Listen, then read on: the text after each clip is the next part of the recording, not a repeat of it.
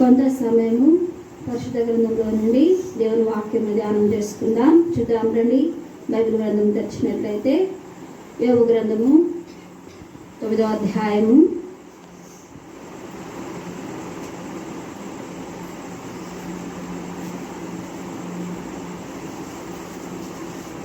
Page number 426.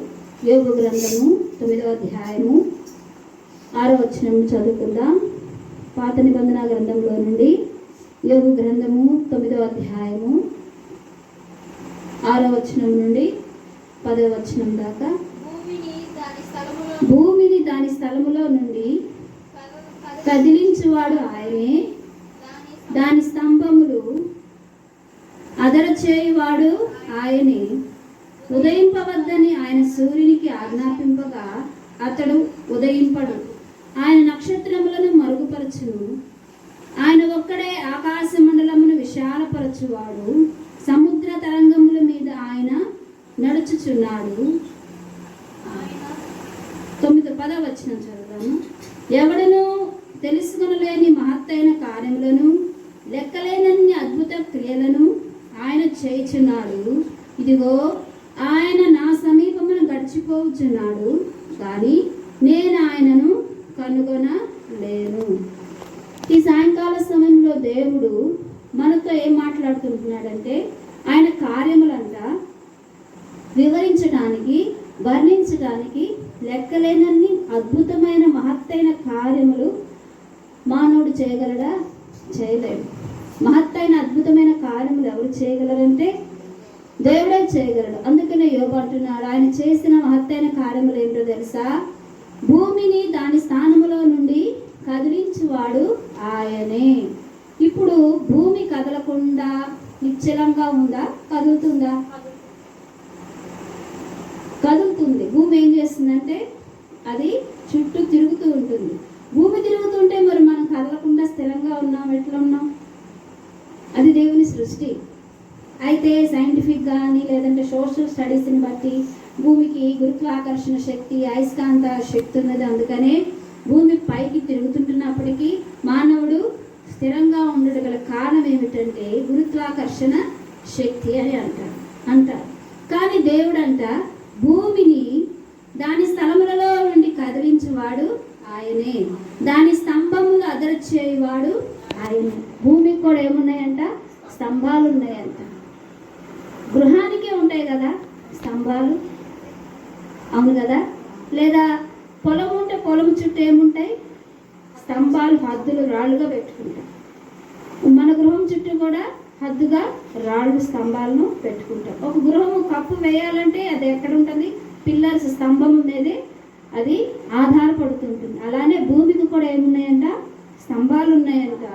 ఆ స్తంభములను అదరచేయవాడు కూడా దేవుడే. కనుక ఉదయింపవద్దని ఆయన సూర్యునికి ఆజ్ఞాపింపగా అతడు ఉదయింపడు. ఆయన నక్షత్రములను మరుగుపరచును. ఆయన ఒక్కడే ఆకాశ మండలమును విశాలపరచువాడు. సముద్ర తరంగముల మీద ఆయన నడుచుచున్నాడు. ఆయన స్వాతి, మృగశీర్షము, కృతిక అను వాటిని దక్షిణ నక్షత్ర రాశులను చేసి ఉన్నాడు. ఈ కృతికా నక్షత్రం అని లేదంటే స్వాతి, మృగ శీర్షము అనే వీటిని ఎవరు పెట్టాడంటే వాటికి పేర్లు దేవుడే. మరి వీటిని ఎవరు కలుగు చేశారంటే హైందవులు, లేదంటే పంచాంగాలు అవి రాసేవాళ్ళు. ఇవి మేము రాసుకున్నాం, ఇవి మేము ఏర్పరచుకున్నాం అంటారు. కానీ దేవుడే నక్షత్రాలు వాటి పేర్లు పెట్టాడంట. నువ్వు ఉదయించాలి అని సూర్యునికి కూడా ఆజ్ఞాపించాడంట. నీవు నేను చెప్తే సూర్యుడు, నక్షత్రాలు పనిచేస్తాయా? పనిచేస్తాయి. దేవుని అంత మహాశక్తిని, ఆయన ఆత్మను నువ్వు కలిగి బైబిల్ గ్రంథంలో యెహోషువ అనే భక్తుడు ఒక యుద్ధం చేసే విషయంలో యుద్ధ నీతి ఏంటంటే సూర్యుడు అస్తమించేలోపు యుద్ధం అయిపోవాలి. సూర్యుడు అస్తమించి మరి యొక్క దినము యుద్ధము చేయకూడదు. ఒకవేళ అస్తమించే సమయం యుద్ధం ఏం చేయాలి? ఆపాలి. ఆపి మళ్ళా ఉదయాన్నే మొదలు పెట్టాలి. అలా చేయడం యెహోషువకి ఇష్టం లే. ఒక రోజులో ఏం చేయాలి? శత్రు సైన్యాన్ని హతమార్చాలని యెహోషువ ఒక ప్రార్థన చేశాడంట. ఏంటో తెలుసా? అయ్యా, నేను ఈ దినాన్న యుద్ధాన్ని ముగించాలనుకుంటున్నా, కాబట్టి సూర్యుడు ఉదయించాలి, చంద్రుడు అస్తమించాలంటే సమయం ఉంటుంది కదా. ఆ సమయాన్ని ఏం చేశాడంటే యెహోషువ ఆపేశాడు. సూర్యుడా ఆగిపో, చంద్రుడా ఆగిపో. సూర్యుడు అస్తమించకుండా చంద్రుడు మళ్ళా తన స్థానంలోనికి రాకుండా యెహోషువ ఏం చేశాడండి? ప్రార్థించాడు, ఆ మాట పలికాడు అంతే. అంటే ఇది ఎవరి వల్ల సాధ్యపడుతుందంటే మొట్టమొదటిగా భూమిని, సూర్యుని, నక్షత్రాన్ని, మానవుని తయారు చేసిన దేవునికే సాధ్యము. ఆ తర్వాత దేవుడు ఎవరికి ఇచ్చాడంటే ఆయన విశ్వసించి ఆయన ఆత్మను పొందుకొని నిజముగా దేవుని బిడ్డల తీరిన అంటే దేవుని బిడ్డల తగినట్లుగా నడుచుకునే వారికి దేవుడి అటు శక్తిని, బలాన్ని, అటు ఆత్మను ఇస్తూ వచ్చాడు. అయితే ఇప్పుడు మనం ఏం మాట్లాడుతుంటున్నామో తెలుసా? మనం దేని గురించి దేవుడు మనతో మాట్లాడుతుంటున్నారంటే ఎవడో తెలుసుకొనలేని మహత్తైన కార్యములను, లెక్కలేనన్ని అద్భుత క్రియలను ఆయన చేయుచున్నాడు. నీ జీవితంలో దేవుడు మహత్తైన కార్యములు, అద్భుతమైన కార్యములు జరిగించాలంటే, అవి నువ్వు చూడాలంటే, నీవు ఎలా ఉంటే దేవుడు నీ జీవితంలో మహత్తైన అద్భుతమైన కార్యాలు జరిగిస్తాడో చూద్దాం రండి. కీర్తనల గ్రంథము మొట్టమొదటిగా యోబు గ్రంథాన్ని చూసుకొని తర్వాత కీర్తనలు చూద్దాం. యోబు గ్రంథం 36వ అధ్యాయము 24వ వచనంలో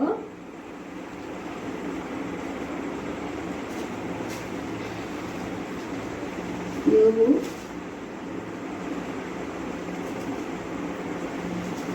గ్రంథము 36వ అధ్యాయము ఆలోచించుము 24వ వచనం కదా, 21 నుంచి చదువుకుందాం. 21 నుండి 24 వచనం వరకు. జాగ్రత్త పడుము, చెడుతనము చేయకుండుము. యోబు గ్రంథము 36వ అధ్యాయము 21 నుండి 24 వచనాలు, పేజీ నంబర్ 447. జాగ్రత్త పడుము, చెడుతనము చేయకుండుము. దుఃఖానుభవం కన్నా అది మంచిదని నీవు వాని కోరుకొని నావు. ఆలోచించుము, దేవుడు శక్తిమంతుడై ఘనత వహించిన వాడు. చేయుచున్నావని ఆయనతో ఎవడు పలక తెగించును? మనుష్యులు కీర్తించిన ఆయన కార్యమును మహిమపరచుటకై నీవు జాగ్రత్త పడుము. దేవుడు చేయబోతున్న మహత్తైన అద్భుతమైన కార్యాలు నీ జీవితంలో నీ పట్ల దేవుడు అటువంటి కార్యాలు జరిగించాలంటే మనం జాగ్రత్త పడాలంట. మొట్టమొదటిగా ఏ విషయమో తెలుసా? చెడుతనం జరిగించకుండా. అందుకనే యోబు అంటున్నాడు, జాగ్రత్త పడుము, చెడుతనము చేయకుండుము. దుఃఖానుభవం కన్నా అది మంచిది. ఏది మంచిదంట? చెడుతనం జరిగించడమే. ఇప్పుడు ఏడవటం దుఃఖపడటం కన్నా చెడుతనము జరిగించడమే మంచిదని అనుకుంటున్నావా? దాన్ని కోరుకుంటున్నావా? ఆలోచించుము, దేవుడు శక్తిమంతుడై ఉన్నాడు. ఆయన ఘనత వహించిన వాడు. ఆయన పోలిన బోధకుడు ఎవడు? ఈ లోకంలో పరిచారకులుగా సేవకులుగా పిలువబడుతుంటున్న, వాక్యాన్ని బోధిస్తున్న ఏ బోధకులంట ఆయనకు సరి సమానం కాదు. ఎందుకంటే ఆ బోధకుడు కూడా దేవుని గుర్తెరక మునుపు ఏం జరిగించుంటాడు? చెడుతనాన్ని, దుష్టత్వాన్ని, దుర్మార్గపు పనులను చేసి ఉండుంటాడు. అందుకనే రోమిలకు రాసిన పత్రికలో ఉంటుంది, ఏ వేదము లేదు, అందరూ పాపము చేసి దేవుడు అనుగ్రహించు మహిమను పొందలేకపోతున్నారు. గ్రహించేవాడు లేడు, మంచి ప్రవర్తన కలిగి నడుచుకునేవాడు ఒకడు లేడని ఉంటుంది. అందుకనే అసలు ఆయనను మించిన బోధకుడు ఎవరున్నారు ఈ లోకంలో? ఆయనకు మార్గం నియమించిన వాడెవడు? ఇదిగో ఈ మార్గం మంచిది, ఇట్లా నడుచుకోవాలి, ఇలా ప్రవర్తించాలని ప్రభువుకు మార్గం చెప్పిన వాడెవడు? ప్రభువే మనుషులందరికీ ఏం చెప్తుంటున్నాడు? నా మార్గము ఏంటిదంటే అది నా మార్గము ఇరుకైనది, నా మార్గము, నేనే మార్గము, సత్యము, జీవం అంటున్నాడు. నిజమే, ఆయన మార్గం ఇరుకైనదే. అందుకనే ప్రజలందరికీ యేసు ప్రభు అంటే గొప్పవాడని, అద్భుతాలు చేస్తాడని, ఆశ్చర్య కార్యాలు చేస్తాడని, ఆయన నమ్ముకుంటే ఆశీర్వాదం కలుగుతుందని, ఆయన దగ్గరకు వస్తే మేలు జరుగుతాయని అందరూ నమ్ముతారు. కానీ ఆయన దగ్గరకు వస్తే సరిగా జీవించకపోతే, యథార్థత కలిగి ఉండకపోతే, పవిత్రత కలిగి ఉండకపోతే మనం ఏమవుతాం? నశించిపోతాం. ఎందుకంటే మనమంతా యథార్థతగా, పవిత్రతగా, పరిశుద్ధతగా జీవించలేము. ఆ నియమనిష్ట ఇప్పుడు కొంతకాలం భక్తి చేసేవాడు కొంతకాలమే చేస్తాడు. ఈ క్రైస్తవ జీవితం లేదంటే క్రీస్తుని పోలి నడుచుకోవడం, దేవుని యొక్క నియమాలను అనుసరించి నడుచుకోవడం ఎప్పటి వరకు అంటే ఈ లోక యాత్ర నువ్వు ముగించేంత వరకు. లేదు 1 సంవత్సరము 2 సంవత్సరాలు నువ్వు ఆ రీతిగా ఉండాలి, తర్వాత నీ ఇష్టంగా నువ్వు ప్రవర్తించవచ్చు అంటే ఎవరైనా రావచ్చు, ఎవరైనా వెళ్ళొచ్చు. కానీ ఈ మార్గం ఆ రీతిన కాదు. అందుకనే అందరూ రాలేకపోతుండడానికి సందేహిస్తారు. అమ్మో, అక్కడికి వస్తే దూషణ మాటలు మాట్లాడకూడదు, మందిరానికి వెళ్తే లేదా దేవుని సన్నిధానానికి వస్తే సజీవులంగా మనము ఉండాలంటే మన నోటిని కాచుకోవాలి, చెడుతనం చేయకూడదు, మందు తాగకూడదు, సిగరెట్లు స్మోకింగ్ చేయకూడదు, ఏ దుష్ట ప్రవర్తన కలిగి ఉండకూడదని వారు ఏమవుతారంటే అట్లా నిలబడి ఉండలేక నా వల్ల కాదు, నా చేత కాదని రావడానికి సందేహిస్తారు. అందుకని ఇక్కడ అంటున్నాడు యోబు, మొట్టమొదటిగా జాగ్రత్త పడము, చెడుతనము చేయకుండా, దుర్మార్గ పనులు చేయకుండా నువ్వు జాగ్రత్తగా ఉంటే, రెండవది ఏమంటున్నాడో చూడండి. రెండవ జాగ్రత్త చూద్దామా? చదువుదాం రండి. మొట్టమొదటిగా ఏమో జాగ్రత్త పడుము, చెడుతనము చేయకుండాము అన్నాడు. మరొకటి చూసినట్లయితే మనుష్యులు కీర్తించిన ఆయన కార్యమును మహిమపరచుటకై నీవు జాగ్రత్త పడుము. దేవుడు ఏం చేస్తున్నాడంట? నీ జీవితంలో నువ్వు కలుగున్న కష్టము, శోధన, బాధ, ఆర్థిక ఇబ్బందులు, అప్పులు, ఇవన్నీ విషయంలో, అనారోగ్య పరిస్థితుల్లో ఎన్నో సతమతమైపోతున్న నీ జీవితంలో మహత్తైన అద్భుతమైన కార్యము చేసినప్పుడంట మనుషులందరూ ఏం చేస్తారంట? కీర్తిస్తారు. నువ్వు మహిమగా గొప్పగా చెప్పుకుంటారు. ఒకప్పుడు సహోదరి జీవితం ఎట్లా ఉంది, ఇప్పుడు ఎట్లా ఉండొచ్చు అని ఆయన నీ పక్షాన చేసిన కీర్తిని ప్రచురపరచడానికై నువ్వేం చేయాలంట? జాగ్రత్త పడాలి. నీ జీవితంలో ఇప్పటి వరకు ప్రభు ఏం చేస్తూ వచ్చాడో దాని విషయమై ప్రకటించడానికి, చెప్పడానికి, సువార్త చెప్పడానికి. నా జీవితంలో ఒకనాడు అనారోగ్య పరిస్థితుల్లో నా జీవితాన్ని ప్రభు స్వస్థపరిచాడు. ఆర్థిక పరిస్థితుల్లో తినటకు ఆహారం లేనప్పుడు ఇప్పుడు సమృద్ధికరమైన జీవితాన్ని ఇచ్చాడు. ఒక దైవజనుడు చెప్తుంటున్నాడు, నా సువార్త పనిలో నేను తిరుగుతుంటున్నప్పుడు, నా దగ్గర ఆహారం లేనప్పుడు, అది కొరతగా ఉన్నప్పుడు, కొంచెమే ఉన్నప్పుడు, ఒక 5గురికి సంబంధించిన ఆహారము ఒక 10 మంది తినాలంటే సరిపోదు కదా. కొంచెం కొంచెం తిన్నా వారి కడుపు నిండదు కదా. అందుకని ఒక ఆలోచన కలిగి ఉన్నారంట. వయసులో చిన్నగా ఎవరున్నారో మొదట వాళ్ళు తినండి, మిగిలినది వయసులో అందరికన్నా పెద్దగా ఎవరున్నారో వారు తినండి, మిగతా వాళ్ళు ఏం చేయండి? వాళ్ళు కొంత స్టామినా ఉంటుంది, బలం ఉంటుంది కదా. 1 రోజు 2 రోజులు తినకపోయినా ఏం కాదని. అట్లా దేవుడు మనల్ని పస్తులుంచడు, మనల్ని విడిచిపెట్టడు. ఒక దినం ఆహారము లేకపోయినా పర్వాలేదని దేవుడు వారి పక్షాన గొప్ప కార్యం చేసే విషయంలో నమ్మకంని కనపరుస్తూ వచ్చాడు. అట్లా వారి సేవా పరిచయను కొనసాగిస్తున్న వారు అనేక మంది సాక్ష్యాలు కోకొల్లలుగా వింటూ వస్తుంటాం. అయితే ఇక్కడ అంటున్నాడు, మొట్టమొదటి విషయంలో ఆయన నీ జీవితంలో మహత్తైన అద్భుతమైన కార్యాలు చేయాలంటే నువ్వు మొట్టమొదటిగా జాగ్రత్త పడు. చెడుతనాన్ని జరిగించే విషయంలో జాగ్రత్త పడు. దుర్మార్గపు పనులు చేయొద్దు, నువ్వు చేయకూడదు, నీ గృహంలో ఎవరూ చేయకూడదు. అప్పుడే దేవుడు నీకేం కలిగిస్తాడంట? మనుష్యులు కీర్తించిన మనుష్యులు ఏం చేస్తారంట? దేవుడు నీ కుటుంబంలో కార్యాన్ని జరిగిస్తాడు. ఆ జరిగించిన కార్యాన్ని బట్టి మనుషులు ఏం చేస్తారు? కీర్తిస్తారు. మనుషులు కీర్తించిన ఆయన కార్యాన్ని నువ్వేం చేయాలంట? ప్రకటించాలంట. ఇప్పటి వరకు ప్రభు నీ జీవితంలో నీ పక్షాన్ని ఎన్ని అద్భుత కార్యాలు చేశారు ఒకసారి పరిశీలనగా చూస్తే ఆ కార్యాలన్నీ జనానికి చెప్తున్నావా? చెప్పే విషయంలో మర్చిపోకుండా జాగ్రత్తగా చెప్పు. అప్పుడే మహత్తైన అద్భుతమైన కార్యాలు ఇంకా నీ జీవితంలో జరుగుతాయి. మొట్టమొదటిగా దేవుని అద్భుత కార్యాలు, మహత్తైన కార్యాలు నీ జీవితంలో జరగాలంటే ఏ విషయంలో జాగ్రత్త పడాలా? చెడుతనము, దుర్మార్గత జరిగించకుండా ఆయన నీ జీవితంలో చేసిన కార్యాలను బట్టి ఆయన మహిమపరిచే విషయంలో, ప్రకటించే విషయంలో అంట జాగ్రత్త పడాలంట. చూద్దాం రండి. కీర్తనల గ్రంథము 37వ అధ్యాయము 5-6 వచనాలు చదువుదామా? కీర్తనల గ్రంథము 37వ అధ్యాయము 5-6 వచనాలు. దేవుని అద్భుత ఆశ్చర్య కార్యాలు నీ జీవితంలో జరగాలంటే రెండవది చేయాల్సిన విధానం చూద్దామా? 37వ అధ్యాయం 5-6 వచనాలు. నీ మార్గములు యెహోవాకు అప్పగింపుము, నీవు ఆయన నమ్ముకొనుము, ఆయన నీ కార్యము నెరవేర్చును. ఆయన వెలుగు వలె నీ నీతిని, మధ్యాహ్నము వలె నీ నిర్దోషత్వమును వెల్లడిపరచును. ఇక్కడ 2 చెప్తుంటున్నాడండి. ఏంటిదంటే నీ మార్గమును యెహోవాకు అప్పగింపుము. ఏం చేయాలంట? నువ్వు వెళ్ళే మార్గం, నీ ప్రయాణం, నువ్వు ఒక పని కొరకు వెళ్తావు కదా, ఆ పని, ఆ మార్గము ఏం చేయాలంట? దేవునికి అప్పగింపుము. నీవు ఆయన నమ్ముకొనుము, ఆయన నీ కార్యమును నెరవేర్చును. నువ్వేం చేయాలంటే మనుషుని నమ్ముకోకూడదు. నువ్వేం చేయాలంటే ధనాన్ని నమ్ముకోకూడదు. నువ్వేం చేయాలా? దేవుని నమ్ముకోవాలి. దేవుని నమ్ముకుంటే ఆయన ఏం చేస్తాడంటే నిన్ను చేయి విడవడు, నిన్ను అనాథగా విడిచిపెట్టడు, నిన్ను కృంగిపోనివ్వడు, నిన్ను దుఃఖపరచనివ్వడు, నిన్ను ఒంటరి స్థితిలోనికి తీసుకెళ్ళనివ్వడు. ప్రభు ఏం చేస్తాడు? నీకు సమీపముగా నీ ఎద్దకు వచ్చే దేవుడు. అందుకని అంటున్నాడు, నువ్వు నన్ను నమ్ముకో, నీ మార్గము నాకు అప్పగించు, అప్పుడేం చేస్తానన్నాడంటే ఆయన వెలుగు వలె నీ నీతిని, మానవుని యొక్క నీతి అంట మురికి గుడ్డలతో సమానం అంట. మానవుని యొక్క నీతి తెలుసండి.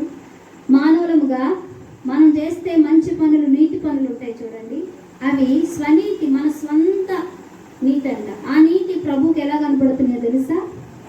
వేస్ట్ క్లాత్స్, మనము బండలు తుడుచుకోవడానికో లేదంటే ఏదైనా ఇతరత్ర పనుల కొరకు వాడతాం చూడండి, మురికి గుడ్డలతో సమానం అంటారు.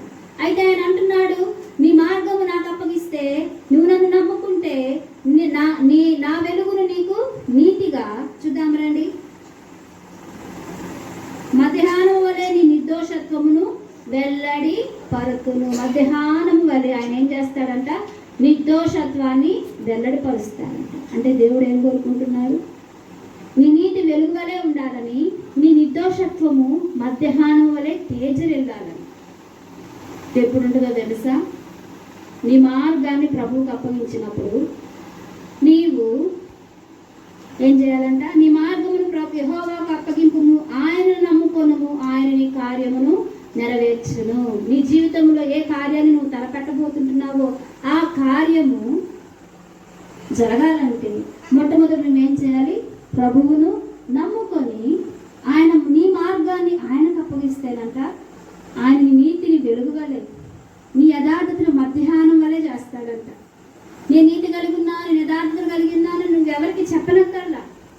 నీ మార్గాన్ని ప్రభువుకు అప్పగించి ఆయన నమ్ముకుంటే చాలు. ఆయనే నీ నీతిని, నీ యథార్థతను అనేకులకు తెలియపరుస్తాడు. అందుకే యోబు ఈ నీతిని, యథార్థతను కలిగి ఉన్నాడు కనుక యోబు స్నేహితులు, యోబు భార్య, యోబు నివసిస్తున్న ఊజు దేశం అంతా ఆయన్ని జై జై కొట్టిన ఆ నోరే మళ్ళా ఏం చేసిందో మనకు తెలుసు. అపహసించారు, హేళనగా మాట్లాడారు. ఇదేనా నీ భక్తి? ఇదేనా నీ జీవితం? ఇదేనా నీ యథార్థత? దేవుడు ఇంతగా చేయడానికి నువ్వు ఏదో నీ అంతరంగంలో పాపం చేస్తుంటావు, నువ్వు దేవుని దృష్టికి సరిగా జీవించలేదేమో, అందుకే ఇంతగా నువ్వేం చేస్తున్నావు, శపింపబడ్డావు అని అనేకులు అతను ఏం చేశారు? అనేక రీతిగా మాట్లాడారు. కానీ యోబు తన నీతిని, యథార్థతను విడిచిపెట్టలేదండి. ఆయన అటు రీతిగా విడిచిపెట్టకపో స్థితిలో విశ్వాసం కలిగి ప్రార్థనా జీవితాన్ని కలిగి ఉన్న స్థితిని బట్టి దేవుడు కూడా ఏం చేశాడు? అతన్ని అంతకంతకు దీవించాడు, ఆశీర్వదించాడు. ఎప్పుడో తెలుసా? నీ నీతి వెలుగు వలె, నీ యథార్థత మధ్యాహ్నం వలె ఎప్పుడు దేవుడు చేస్తాడంటే నీ మార్గం ఆయనకి అప్పగించి, నువ్వు ఆయన నమ్ముకొని నువ్వు ఏ కార్యము తలపెట్టాలని ఉద్దేశించినావో ఆ కార్యాన్ని ఆయన ఏం చేస్తాడంట? నెరవేరుస్తాడు. మొట్టమొదటిగా నీ చెడుతనము జరిగించే విషయంలో నువ్వు జాగ్రత్తగా ఉండు. నీ దుర్మార్గపు పనులు చేయకుండా నువ్వు జీవించినట్లయితే నువ్వేం చేయాలా? దేవుడు నీ పక్షాన చేస్తూ వస్తున్న కార్యమును బట్టి మనుషులు నిన్ను కీర్తించినప్పుడు ఆ కార్యాలనంట వెల్లడిపరిచే విషయంలో జాగ్రత్త పడాలంట. అప్పుడే ఇంకా నీ జీవితంలో మహత్తైన అద్భుతమైన కార్యాలు జరిగిస్తాను. రెండవది ఏమిటంటే నువ్వు జాగ్రత్త పడము. ఎందుకంటే నీ మార్గం ఆయనకు అప్పగించు.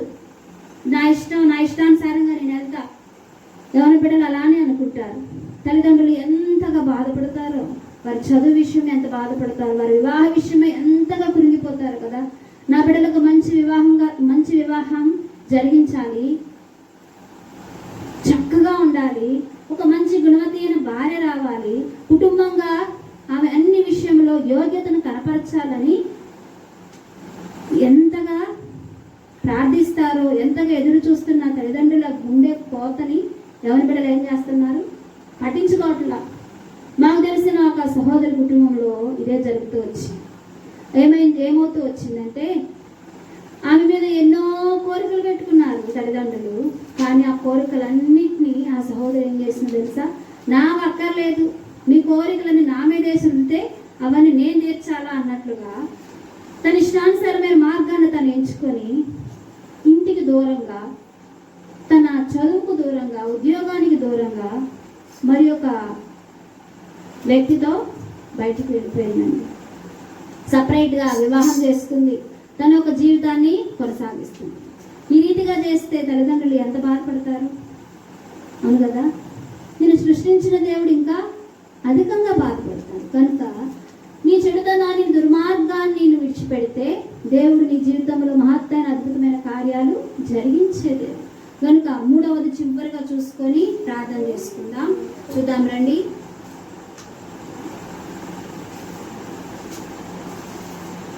మనం చదువుకుంటూ వచ్చిన్నాం కదా కీర్తనల గ్రంథము.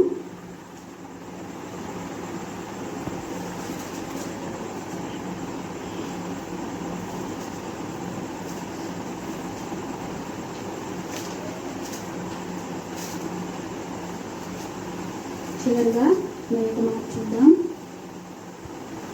మనం చూస్తూ వచ్చిన లేఖన భాగం కీర్తనల గ్రంథం 37 వచనం చదివాం కదా. కీర్తనల గ్రంథంలోని 64వ అధ్యాయము 9వ వచనం చదువుదాం రండి. కీర్తనల గ్రంథము 64వ అధ్యాయము 9వ వచనం చదువుదాం. 64వ అధ్యాయం 9వ వచనంలో ఒక మాట రాయబడుతుంది. మనుషులందరూ భయము కలిగి దేవుని కార్యములు తెలియజేయుదురు, ఆయన కార్యములు చక్కగా యోచించుకొందురు. నీతిమంతులు యెహోవాను బట్టి సంతోషించుచు ఆయన శరణజొచ్చెదరు. యథార్థ హృదయులందరూ అతిశయిల్లుదురు. ఇక్కడ భక్తుడైన దావీదు తన గ్రంథంలో వ్రాస్తూ అంటున్నాడండి, మనుషులందరూ ఏం కలిగి ఉండాలంట? డబ్బు కలిగి ఉండాలి, అసూయ కలిగి ఉండాలి, కక్షలు కలిగి ఉండాలి, కోపం కలిగి ఉండాలి, లేదా శరీర కార్యాలు కలిగి ఉండాలని చెప్పట్లా దావీదు. ఏమంటున్నానంటే మనుషులందరూ భయము కలిగి దేవుని కార్యములు తెలియచేయుదురు. దేవుని కార్యాలంటే ఎలా తెలియచేయాలి? భయము కలిగి. నిజముగా దేవుని భయం నీలో ఉందా? దేవుని భయం నీలో ఉంటే ఏ ప్రార్థనా కూడిక నువ్వు విడిచిపెట్టవు. నిజముగా దేవుని భయం నీలో ఉంటే ప్రార్థించకుండా నువ్వు ఉండలేవు. నిజముగా దేవుని భయం నీలో ఉంటే నీ యథార్థతను కనపరిచే విషయంలో ఎవ్వరు నిన్ను ప్రశ్నించిన అవమానపరిచిన యథార్థతను విడిచిపెట్టుకోలేవు. దేవుని భయం నీలో ఉంటే విశ్వాసంగా నిలవబడతావు. అన్ని విషయాలు విశ్వాసంలో మాదిరిని కనపరుస్తావు. దేవుని భయం నీలో ఉంటే భక్తి కలిగి జీవిస్తావు.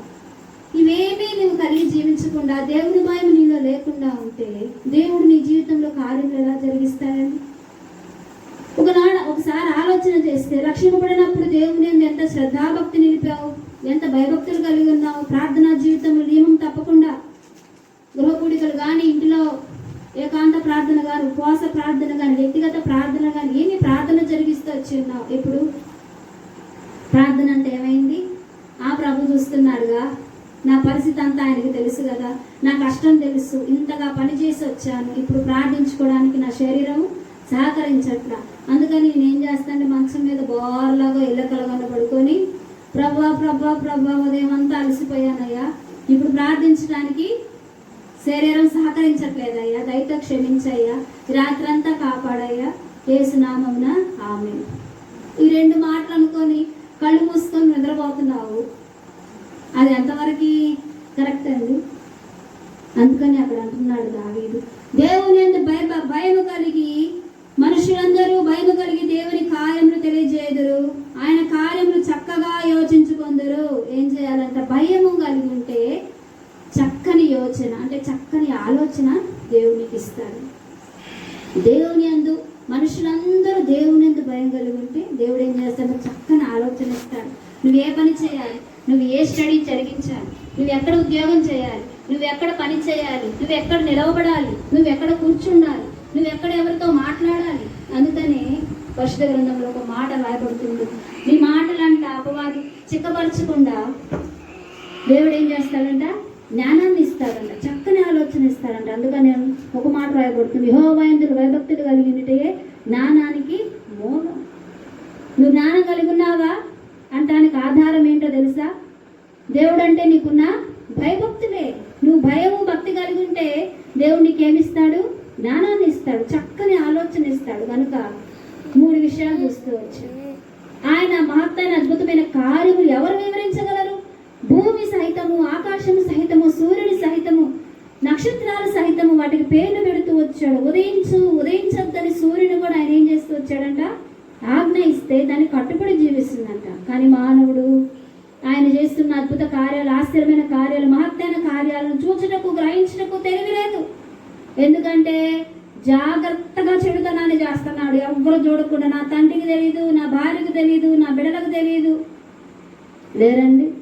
సెల్ ఫోన్ చేతిలో ఉంది కదా అని వాట్సాప్ల మీద తిరగేస్తూ, ఫేస్బుక్లు తిరగేస్తూ, అనేకమైనవి అశ్లీలమైన చిత్రాలు చూస్తూ అటువంటి కార్యాలు చేయడానికి వారి హృదయం మనసు ప్రేరేపణలోనికి వస్తూ ఎంతగా చెడుతనాన్ని వారి హృదయంలో దాచిపెట్టుకొని ఉన్నారు. అది నీ తల్లి చూస్తుందా? నీ భార్యకు తెలుసా? నీ భర్తకు తెలుసా? నీ స్నేహితులకు తెలుసా? ఇటువంటి చెడుతనాన్ని నీ హృదయంలో పాపం ఎక్కడుంటుందో తెలుసా? రొమ్ములో దాచిపెట్టుకుంటారంట పాపం. మరొక చోట రాయబడుతుంది. అట్లా ఈ చెడుతనాన్ని అంతటిని నువ్వు ఆ రీతిగా ఉంచుకుంటే దేవుని కార్యాల మీద నీ దృష్టి ఎప్పుడు ఉంటుంది? దేవుడు నీ జీవితంలో చేసిన కార్యాలన్నీ వివరించే సమయం నీకు ఉండదుగా. ఎందుకంటే దుఃఖపడమే కన్నా చెడుతనం చేయడమే ఇష్టమని చెడుతనాన్ని కోరుకుంటారంట. అలా చెడుతనాన్ని జరిగించే విషయంలో జాగ్రత్త పడతారంట. నువ్వు ఏ విషయంలో జాగ్రత్త పడుతున్నావు? సంపాదించింది కూడబెట్టే విషయంలో జాగ్రత్త పడుతున్నావా? ఒక చిన్న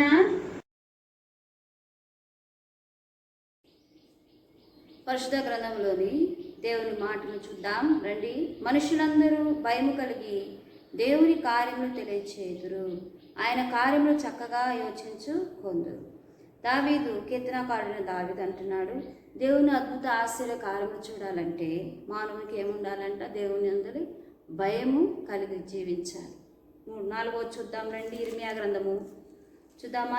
ఇర్మియా గ్రంథం 23వ అధ్యాయము 5వ వచనం చదువుదాం రండి. ఇర్మియా గ్రంథము 23వ అధ్యాయము 5వ వచనం. యెహోవా ఇలాగ ఆజ్ఞయించున్నాడు, రాబో దినములలో నేను దావీదునకు నీటి చిగురును పుట్టించదను, అతడు రాజై పరిపాలన చేయును, అతడు వివేకముగా నడుచుకొనుచు కార్యము జరిగించును, భూమి మీద నీతి న్యాయములు జరిగించును, అతని దినములలో యూదా రక్షణ నందును, ఇశ్రాయేలు నిర్భయముగా నివసించును. దేవుడే మానవుడు మొట్టమొదటిగా ఏం కోరుకుంటున్నాడంటే మానవుడు జాగ్రత్త పడాలంట. దేని విషయంలో? చెడుతనాన్ని జరిగించకుండా, దుర్మార్గపు పనులు జరిగించకుండా ఏం చేయాలి? జాగ్రత్త పడాలని. రెండవదిగా భయం నందాలని ఆ రీతిగా చెప్తూ వస్తూ ఇక్కడ 4వదిగా అంటున్నాడు, అటు స్థితిలో దావీదు కూడా ఆ రీతిగా జీవిస్తుందంట. రాబో దినములలో నేను దావీదునకు నీటి చిగురును పుట్టించెదను. ఈ నీటి చిగురు ఎవరంటే యేసుక్రీస్తు ప్రభువారు. నిన్ను నీ జీవితంలో గొప్ప కార్యాలు చేయడానికి, నిన్ను ఒక అద్భుతమైన స్థితిలోనికి, ఒక దేవుని యొక్క ఉన్నతమైన ఉద్దేశం నీ జీవితంలో జరిగించబడటానికి కొరకై దేవుడు ఏం చేస్తుంటున్నాడంటే నీ చెడుతనం నీ నుండి దూరం చేసుకోవడం నీ వల్ల కాక, నీవు దేవుని యందు భయము కలిగి జీవించే విషయంలో సరిగా జీవించలేకపోవడం వల్ల ఆయన కార్యాలు నీ జీవితంలో చూడలేకపోవడం స్థితిని బట్టి దేవుడే నీటి చిగురుగా దావీదు వంశంలో నుండి పుడుతూ వచ్చాడు. అతడు రాజై పరిపాలన చేయును, అతడు వివేకముగా నడుచుకొనుచు కార్యమును జరిగించును. ఏం చేయాలంటే కార్యాన్ని జరిగించాలంటే వివేకము అవసరం. కనుక ఈ సాయంకాల సమయంలో దేవుడు మనతో ఏం మాట్లాడుతుంటున్నాడంటే దేవుని కార్యాలని జీవితంలో జరగాలంటే వివేకము కూడా అవసరం అండి. చూద్దామా? జకర్యా గ్రంథం 4వ అధ్యాయము 10వ వచనం చూద్దాం రండి. జకర్యా గ్రంథము 4వ అధ్యాయము 10వ వచనం. జకర్యా గ్రంథం 4వ అధ్యాయం 10వ వచనంలో, కార్యము అల్పములై ఉన్నను కాలమును తృణీకరించిన వాడెవడు? లోకమంతటను సంచారము చేయు యెహోవా యొక్క 7 నేత్రములు జెరుబాబేలు చేతిలో గుండునూలును చూచి సంతోషించును. నీ మనుషులు చేసే కార్యములు స్వల్పమైనప్పటికీ దేవుడు చేసే కార్యములు అవి ఎంతో గొప్పవి. అందుకని దావీదు అంటున్నాడు, యోబు అంటున్నాడు, దేవుడు అంటే మహత్కార్యములు ఆశ్చర్య కార్యములు జరిగించే దేవుడు కనుక ఆయన నీ జీవితంలో అటువంటి కార్యాలు జరిగించాలంటే నీవు ఏ రీతిగా నడుచుకోవాలో చెబుతూ దావీదునకు నీతి చిగురుగా ప్రభువే జన్మించి వివేకముతో కార్యములు జరిగిస్తుంటున్నప్పుడు జెరుబాబెలు అనే వ్యక్తి చేతిలో గుండు నూలు ఉందంట. తన జీవిత విధానం ఎలా ఉన్నది, సరైన రీతిలో జీవిస్తుంటున్నాడా లేదా, ఆత్మీయత ఎలా ఉన్నదని ప్రతి నిత్యము సరిచేసుకొని క్రమపరుచుకొని జీవించడానికి తన చేతిలో దేవుడు ఏమిచ్చాడు? గుండు నూలు ఇస్తూ వచ్చాడు. అందుకని అక్కడ అంటున్నాడు, కార్యములు అల్పములై ఉన్నను కాలమును తృణీకరించిన వాడెవడు? లోకమంతటను సంచారం చేయు యెహోవా యొక్క 7 నేత్రములు. మానవుని దేవుడు ఏం చేస్తుంటున్నాడంటే తన 7 నేత్రములతో చూస్తుంటున్నాడు.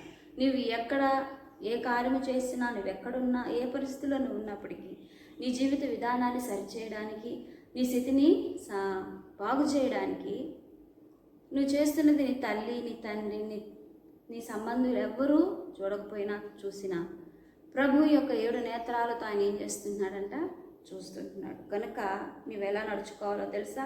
ఈ జకర్యా గ్రంథంలోనే మాట రాయబడుతుంది. చూద్దాం రండి. జకర్యా గ్రంథము 8వ అధ్యాయము 15వ వచనం చివరిగా 14 నుంచి చదువుదాము. సైన్యములకు అధిపతిగా యెహోవా సెలవిచ్చినదేమనగా, మీ పితరులు నాకు కోపము పుట్టింపగా దయతలచక నేను మీకు కీడు చేయను ఉద్దేశించినట్లు ఈ కాలమున యెరూషలేమునకును యూదా వారికి మేలు చేయను ఉద్దేశించున్నాను గనుక భయపడకుడి.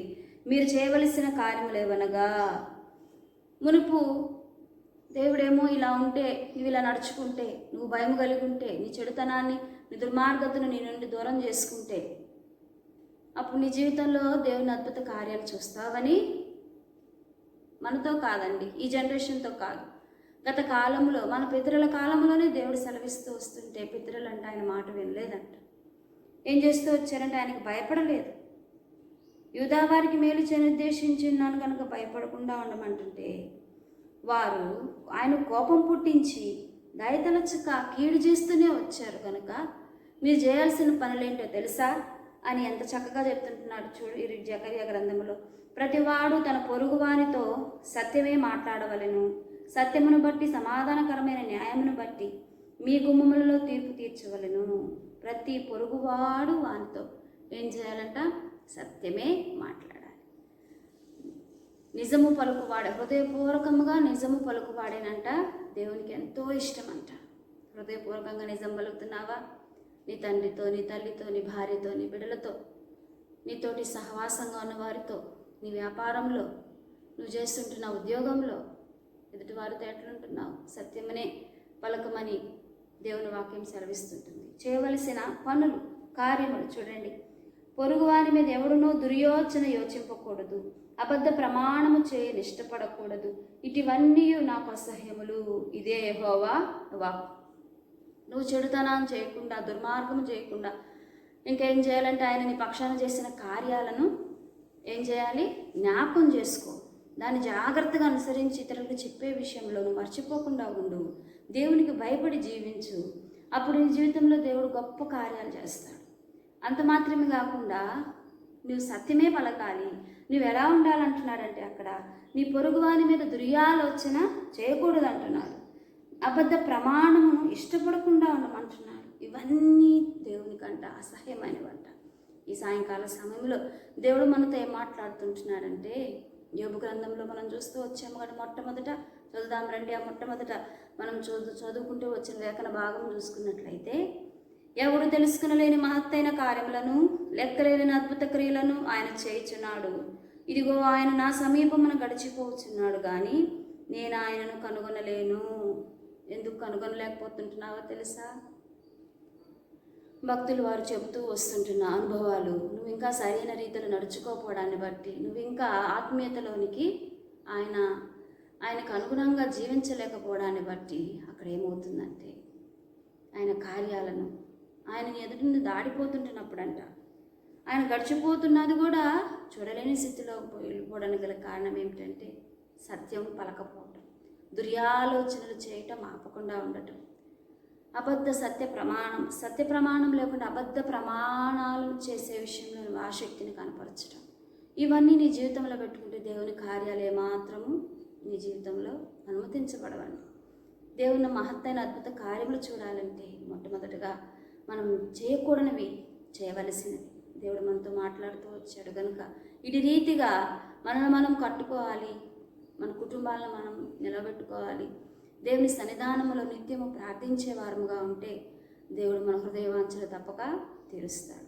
మన కార్యములు ఆయన సఫలము చేసే దేవుడు. కనుక దేవుడి కొద్ది మాటలు దీవించిన గాక. ప్రార్థన చేసుకుందాం. వాక్యానుసారముగా దేవా, మా హృదయాలను సరిచేయవాడవు నీవయ్యా, మా స్థితిగతులు మార్చేవాడవు నీవయ్యా.